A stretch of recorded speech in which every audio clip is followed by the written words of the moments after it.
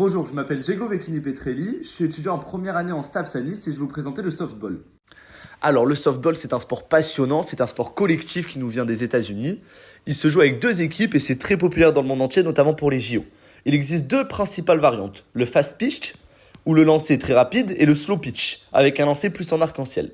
Très rapidement pour les réglementations, le terrain il est en losange avec 4 bases espacées de 60 pieds. Le mont du lanceur se trouve à 43 pieds des batteurs en fast pitch et à 50 pieds en slow pitch. Pour les équipes, elles se composent de 9 joueurs en fast pitch et de 10 joueurs en slow pitch. Mais le 10e joueur, il est souvent à l'extérieur du terrain. Les équipements. Donc, il y a un ballon de 30,5 cm de diamètre, donc 2 fois plus gros que pour le baseball, et des gants de protection, des battes en aluminium ou en composite. Donc, les batteurs, ils portent également des casques pour la sécurité.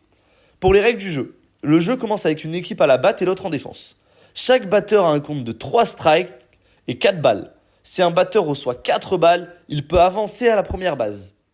Maintenant, nous allons regarder des illustrations pratiques en match. Donc là, on peut regarder un exemple de lancer. Ici, le lanceur essaye de passer la balle dans la zone de strike. Ici, le batteur touche la balle. Il peut courir alors vers la première base. Si la balle est frappée hors des limites, là, c'est un home run. Ici, les joueurs peuvent être éliminés en étant touchés par la balle en jeu ou en ne parvenant pas à atteindre une base. Donc là, regardez, il n'arrive pas à atteindre la base, il se fait toucher avant. La différence entre le fast pitch et le slow pitch. Regardez, en fast pitch, là, le lanceur doit lancer la balle à un angle descendant. Alors qu'en slow pitch, regardez, la balle doit atteindre un point haut avant de redescendre.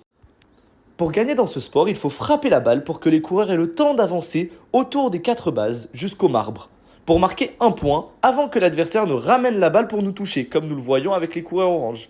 C'est l'équipe qui a fait le plus de tours jusqu'au marbre au bout des 7 manches qui gagne le match. Conclusion, le softball est un sport dynamique qui combine stratégie, dynamique et travail en équipe. Que vous soyez joueur ou spectateur, c'est une expérience qui est vachement enrichissante.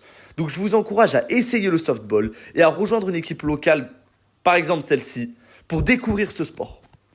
Pour donner mon avis, c'est un sport qui en France n'est pas assez connu, qui n'est pas assez réputé et qui mériterait beaucoup plus d'engouement et beaucoup plus de gens qui connaissent ce sport. Car je suis persuadé que si les gens connaissaient ce sport, ils pourraient le pratiquer et ils aimeraient le pratiquer.